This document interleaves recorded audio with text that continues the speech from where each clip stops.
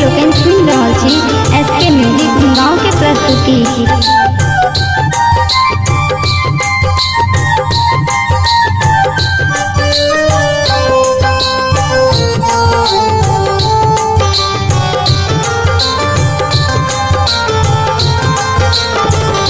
धरा पर लियो ने अवतार, जगत के करियो ने उपकार। अस्त व्यस्त भेल जन जीवन के, अस्त व्यस्त भेल जन जीवन के, धरियो ने पतवार। धरा पर लियो ने अवतार, जगत के करियो ने उपकार। अस्त व्यस्त भेल जन जीवन के, अस्त व्यस्त भेल जन जीवन के, धरियो ने पतवार। धरा पर लियो ने अवतार, जगत के करियो ने उपकार।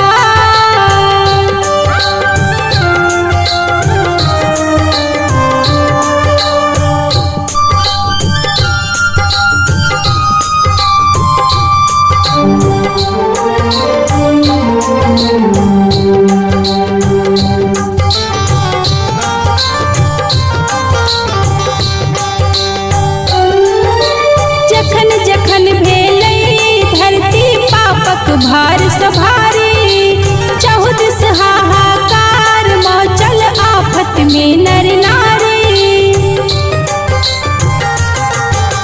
जखन जखन भेलै धरती पापक भार सभारी, चहुदिस हाहाकार मचल आफत में नर नारी।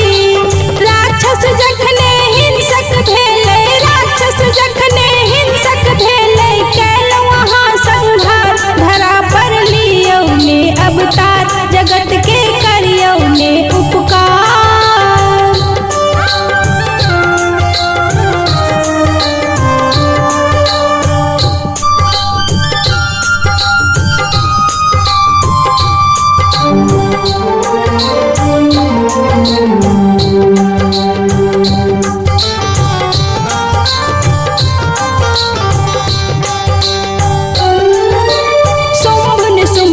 जग में सगरो घमासान मचैने, आसुर बल सा देवलोक पर अधिकार छलकैने।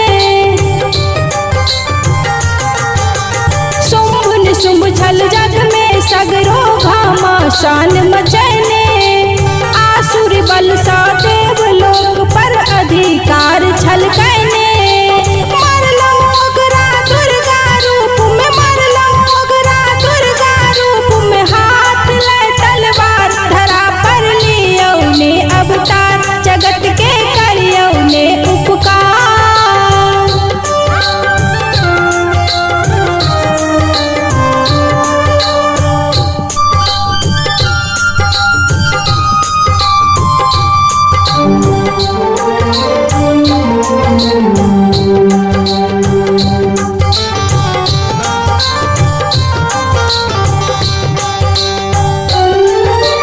रक्त बीज दानव छलकैने अत्याचार भारी, रक्तक सब बूंद सँ निकलत छलै अत्याचारी।